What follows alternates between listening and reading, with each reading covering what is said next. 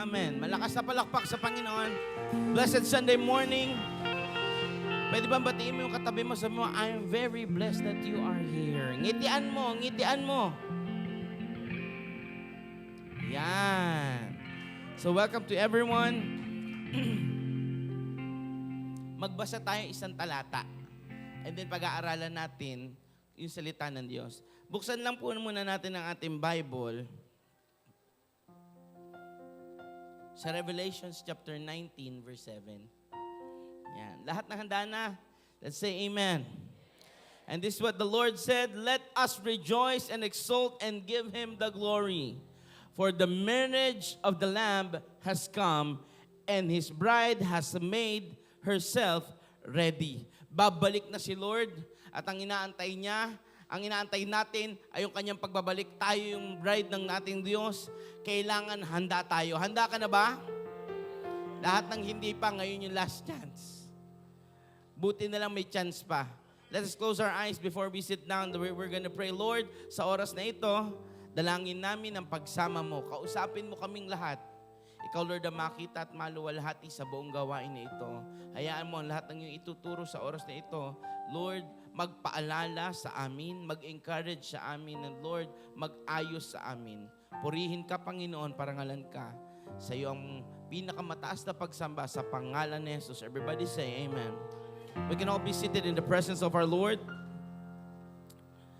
All right. Sino po dito ang updated sa news na nangyayari sa mundo? Sa mga hindi po nakakalam, there is a war that has been happening in Iran and Israel, and it's very significant in the lives of Christians. Napaka-importante ito para sa lahat ng mga Kristiyano. We are tied up in the land of Israel. You know why? Because sila yung tinatawag na bayan na babalikan ng Diyos.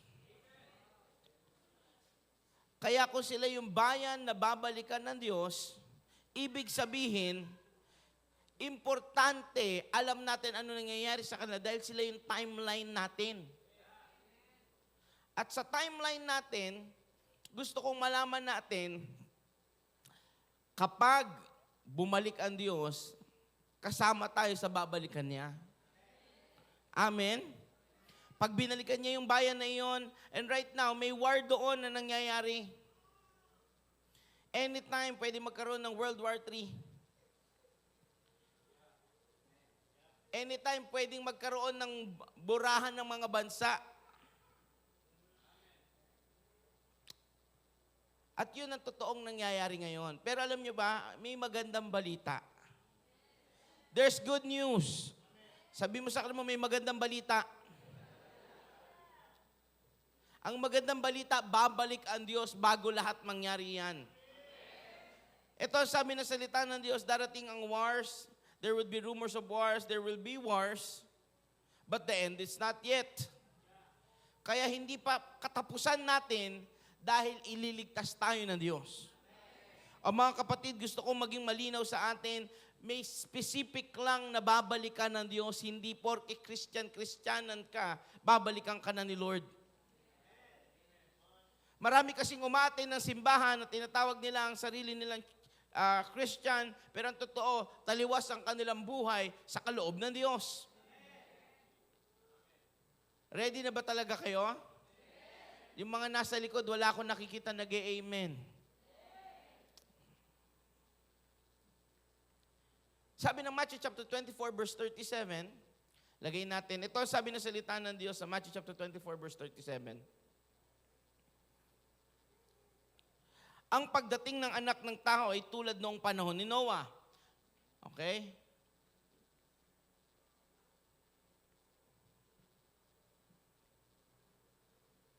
Nang mga araw na iyon, bago bumaha, ang mga tao'y nagsisikainan, nagiinuman, nagsisipag-asawa, hanggang sa araw na pumasok si Noe sa barko. Hindi nila namamalayan ang nangyayari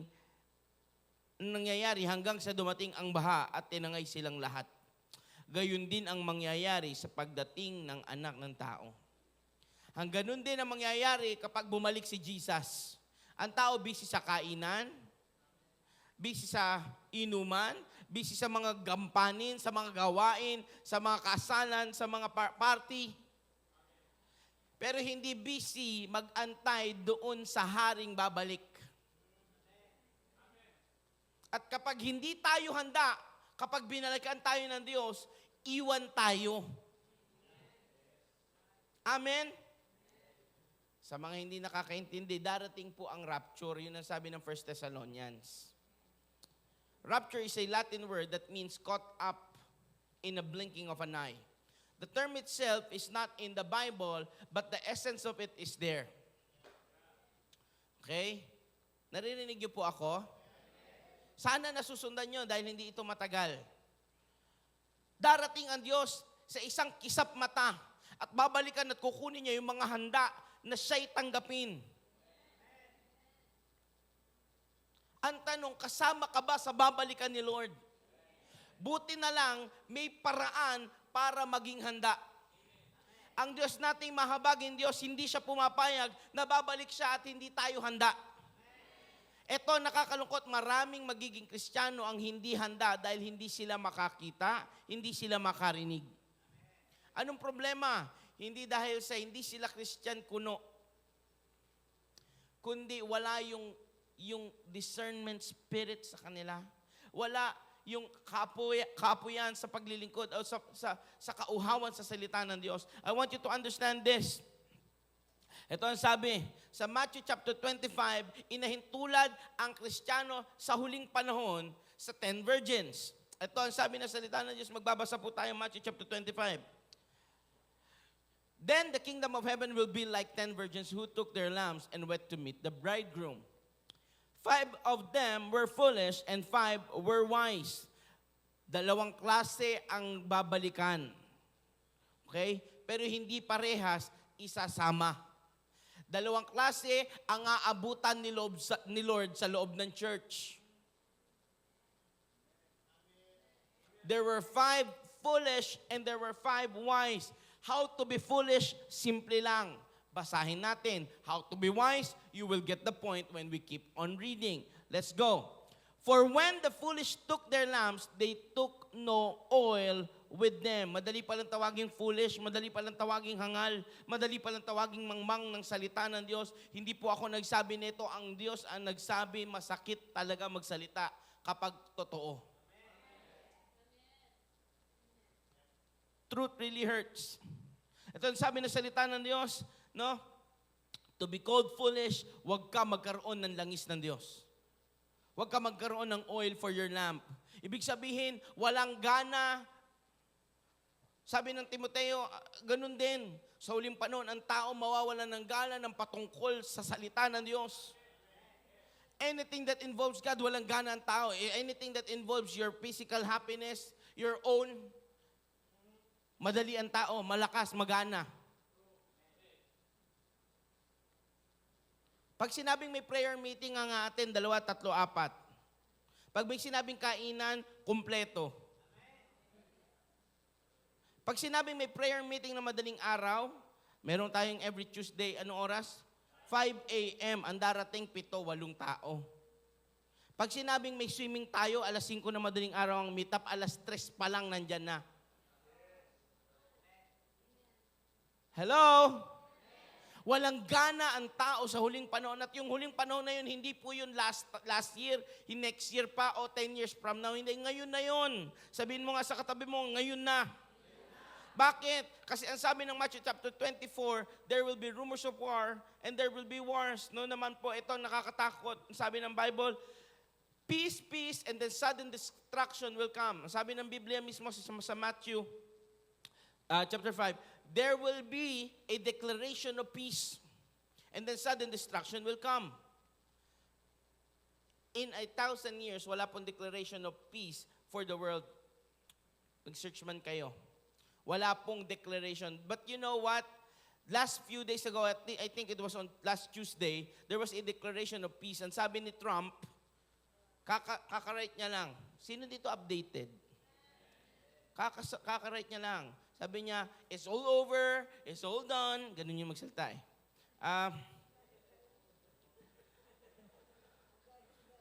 Di ba? Ganun siya magsalita.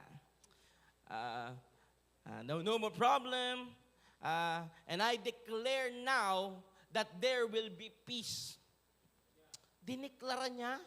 Alam niyo po ano nangyari? 2 hours after the declaration of treaty for peace in the Middle East, there were 9 missiles fired by Iran.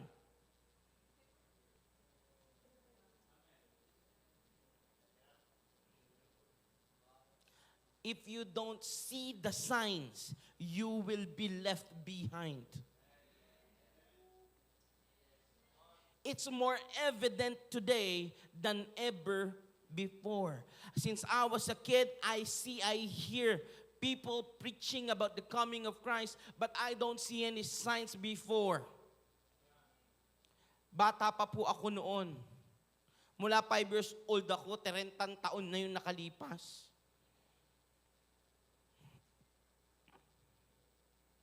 Naririnig ko nang babalik si Lord, pero wala akong nababalitaan ganito.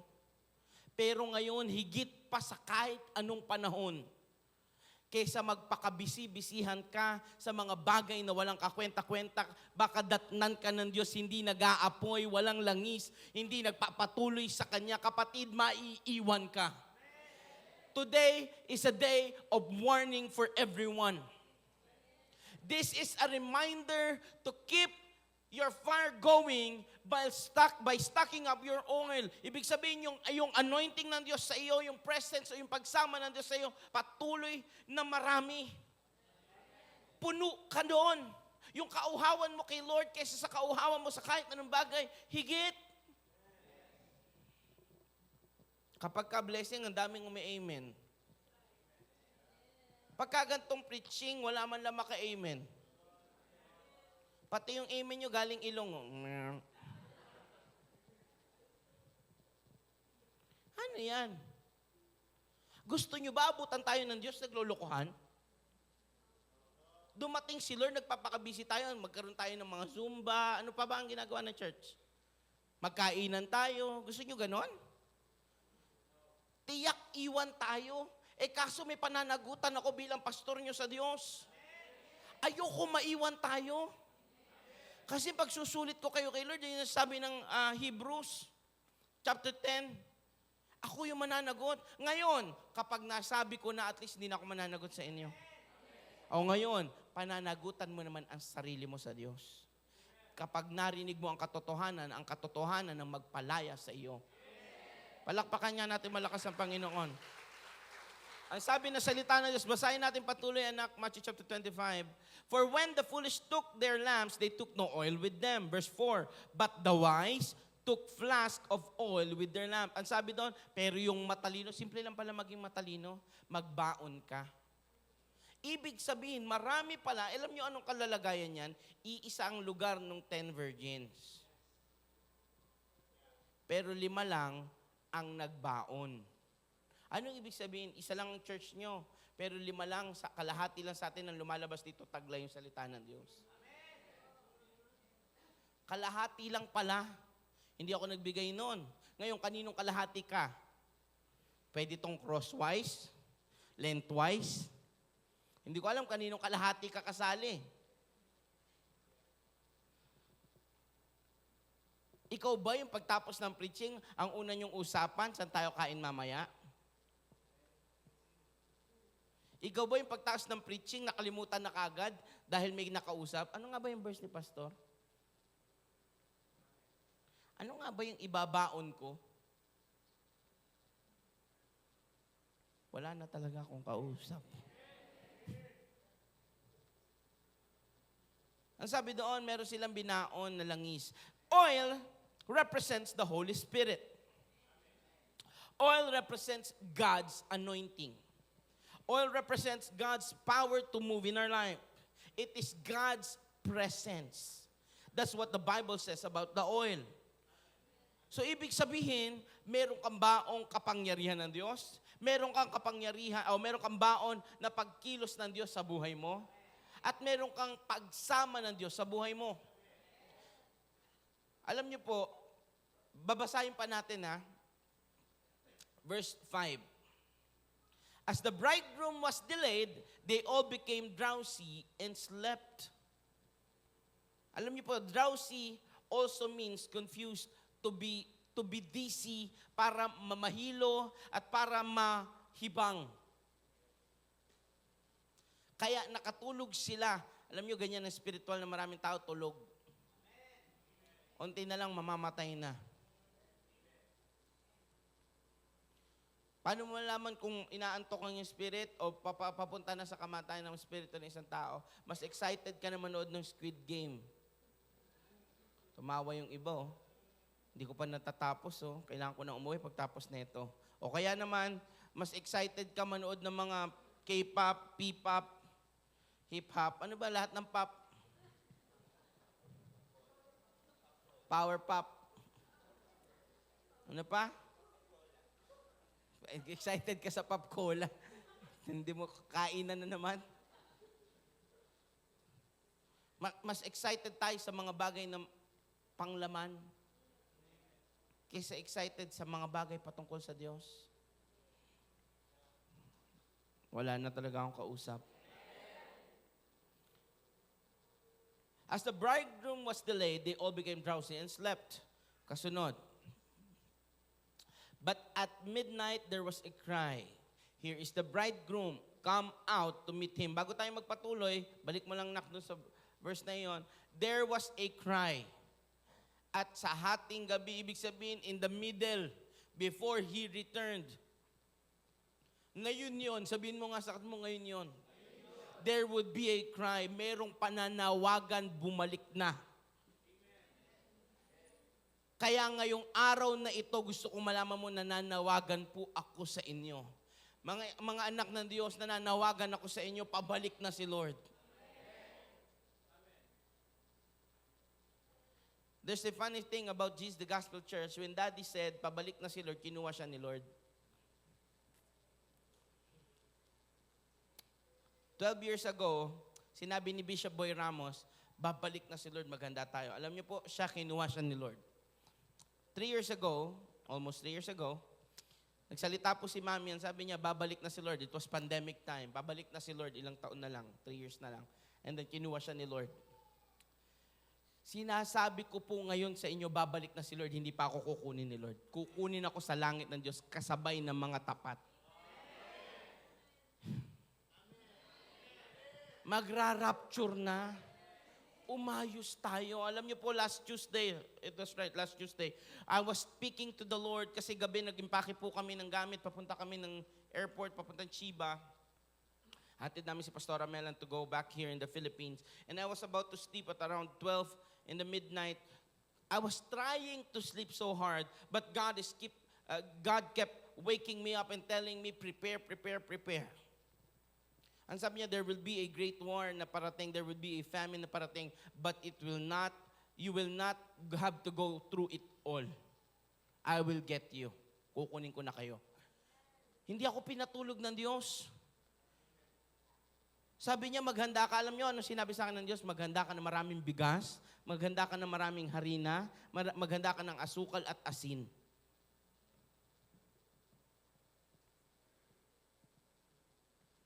Alam niyo po gaano kasimple. Para lang magkaroon tayo na idea. Minsan yung iba, meron akong katulad ng mga tao dito, mga logical Mga taong, kailangan bigyan mo ako ng logic dyan sa sinasabi mo. O kasi kulang yung faith ng iba Pero sige na, pagbigyan ko kayo, ganito. Pag ang Middle East nag-war, ang gasolina magta-times 1,000 dito. Sino pa makakapag 500 pesos per litro? Ha? Meron? Wala. Meron man, pakaiilan. Mayayamang mayayaman. O ngayon, ano ibig sabihin ng pagtagtaas ng gasolina? Lahat ng bilihin, tataas. Nabibili natin ngayon ng bigas magkano? 50 pesos? 45? O may pangako si Bong. Huwag na nga nating daanan yung 20 na yon. Meron pa nga ako sa Cayetano, di ba? 10,000 kada. Wag na rin natin daanan yan. Pag tumaas yun, paano tayo? Kaya ang sabi ng salita ng Diyos, mag-ipon ka, yaman sa langit. Huwag ka mag-ipon dito. Amen. Gusto niya ng logic eh. Yun ang logic nun eh. Pag nag-start ang war doon, ang gasolina apektado, nakakatawa po kasi yung iba hindi alam. Sabi ng Russia, kung anong gagawin ng USA sa Israel, gagawin namin sa lahat ng kaalyado nila. It was a threat by Putin. If you don't know, I suggest you read. I suggest you watch news. Alam niyo po, ang kaalyado ng Russia, China, alam niyo po sinong pinakamalapit na kaalyado ng Amerika doon sa dalawa na yon? Hindi Israel tayo. Tingin niyo ba, sasapat ang mga panlaban natin? Ilang tikbalang ang ipapadala mo? Ilang manananggal ang lilipad, maharang ang mga missile. Walang lakas ang Pilipinas to para lumaban Di ba? Mga asong baliw para mangagat o mangagat kayo doon. Wala tayong panlaban. Isa lang kaya tayo tinawag. Alam niyo po ba, gusto ko maging magandang balita ito. There was in the Bible, there was a promise to Israel to go in the promised land. And in tying in that up, walang ibang tinawag na promised land sa buong Bible. Ang sabi ng Biblia, there will be a nation from Asia that will rise and defend my name. The only Christian nation sa buong Southeast Asia, sino? Philippines. Kung yung Israel may promised land, alam niyo po ba, wala nang ibang tinawag na bansa. You could Google this up later. Walang ibang bansa na tinawag na promised land, kundi Pilipinas lang din. Kaya nga tinawag tayong lupang. Palakpakan naman natin, malakas ang Diyos. Grabing mahal tayo ni Lord. Kasi alam niya, wala tayong papadalang mga kahit anong missile. Kaya sabi niya, kung ililigtas ko ang Israel, alam niyo po ba tayo din ang dahilan bakit sila naging bansa? 77 years ago, there was a vote if bibigyan sila ng kanilang independence as an own country. And the last vote was the Philippines. O yan kaya libre ang visa natin sa Israel Okay? Para lang po alam nyo, lahat po na sinasabi ni Pastor, you could search this up later para mapatunayan ninyo. Okay? So, anong ibig sabihin? Tied up ang ating destiny. Kaya kung sila tinitira, tayo, huwag kang magulat kapag one day bigla tayong pinasok ng mga kung sino-sino. Biglang nagkaroon ng war, nagkaroon ng gera, hindi ka dapat mabahala kung Kristiyano ka. Alam mong dapat mangyari lahat ng yan. Pero itong magandang balita, babalik ang Diyos. Ito yung paalala. Kaya sabi na, but at midnight there was a cry, here's the bridegroom come out to meet him. Ito po ang nangyari, verse 7. Then all those virgins rose and trimmed their lamps. And the foolish said to the wise, give us some of your oil, for our lamps are going out. But the wise answered, saying, since there will not be enough for us and for you, go rather to the dealers and buy yourselves. Ang term na ginamit, buy. Kasi ang presence ni Lord hindi hinihingi. Binabayaran. Buying oil means to be paid. Means we have to have a sacrifice or time at the feet of Jesus to have it. Amen? Hindi ito basta. Hindi mura. Verse 10. And while they were going to buy, the bridegroom came, and those who were ready, sino daw lang ang kanyang nabalikan? Those who were ready went in with him and to the marriage feast, and the door was shut. Ayun yung sabi ng Biblia kanina sa Revelations na binasa natin sa Revelation chapter 19 verse 7. He will come back, Jesus will come back for the marriage supper of the Lamb. Ibig sabihin, may marriage feast, merong handaan, merong kasalang mangyayari. At ang babalikan lang ni Lord yung nag-aapoy at may langis. May anointing, may God's presence, yung may kauhawan, at hindi nagwawander, hindi naglalaro ng pagiging Kristiyano niya. Kung papalakpak ka, malakas na palakpak sa Diyos, huwag yung palakpak pantao. Ang sabi ng Matthew chapter 24 verse 50, bago tayo magpatuloy, no, Matthew chapter 24 verse 50, the master of that servant will come on a day when he does not expect him, and at an hour he does not know. Babalik ang ating Diyos sa oras na hindi alam, sa oras na walang nag-e-expect. Kaya kung darating siya, isa lang, kailangan handa ka. Be ready. Pwede ba sabihin mo sa 3 tao na sa paligid mo, be ready. You know why the oil is very important doon sa mga nag-aantay? I'll give you the Jewish tradition of it para maintindihan natin. Pwede ba yon? Lahat ng ready say amen. The Jewish tradition of waiting for the bride, the groom, is they are out the bride's house. Nandun sila sa labas, sama-sama. Meron tinatawag na head of all the brides. Pipila sila at pipiliin ng groom sino yung pakakasalan niya. They are not there, they don't know ano itsura niya. Hindi rin nila alam kung kailan lalabas. But, ang number 1 na meron sila is a torch. Okay? Is a lamp. At ang nagpapaapoy ng lamp na yun, oil. Alam ngayon ng groom kung sino yung gate crashers ng wedding, yung mga sumasama o yung nakikigulo lang, dahil yung torch na yun, yung lamp na yun, is specifically made for that day. It's always unique. Naintindihan nyo?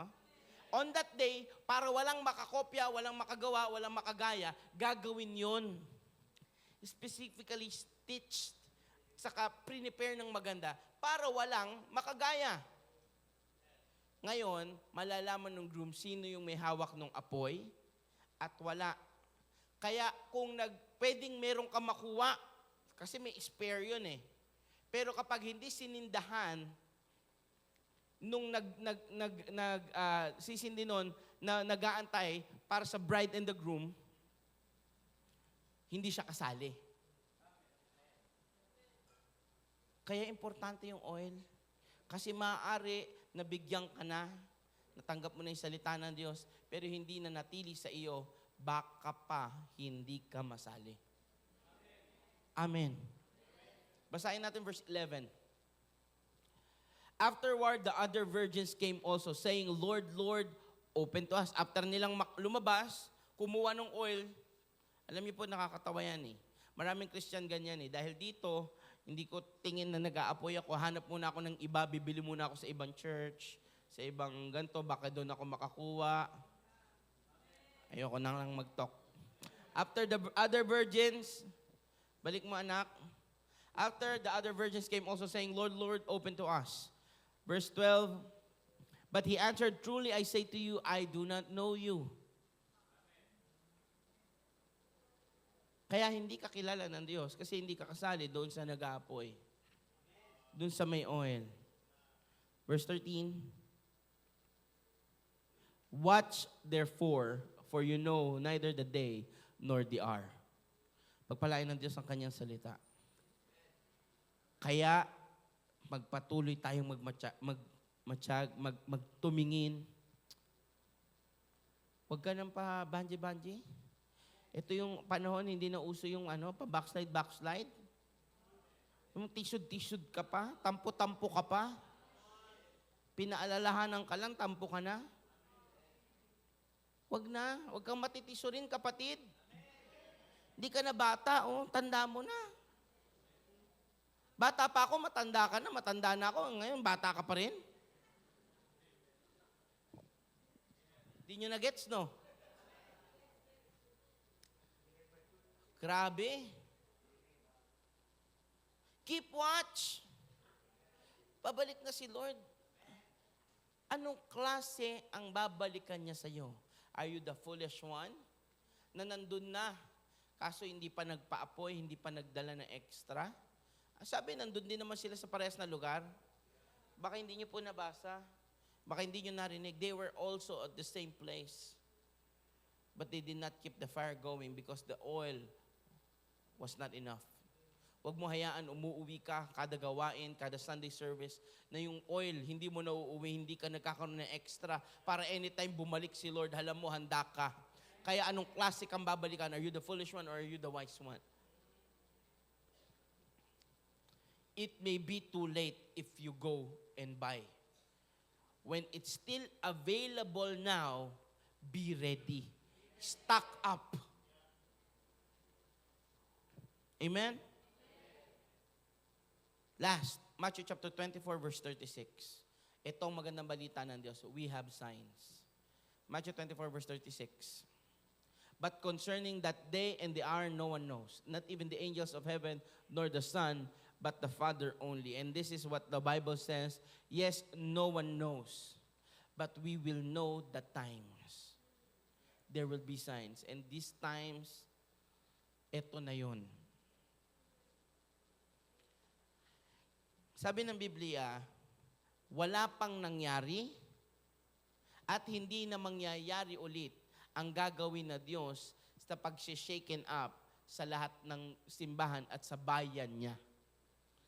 Do you understand that? Ulitin ko po hindi pa daw nangyayari at hindi na ulit mangyayari. Yung gagawin niyang pagyanig sa bayan niya at sa mga hinirang niya. That can only happen once. Alam niyo paano? Sa mga logical. Simple lang. Pag nagbagsak ka sa isang bansa ng nuclear, may pagyanig, may pagsabog, syempre, hindi na mangyayari ulit yun. Dahil hindi pa nangyari noon, dahil wala pa naman noon.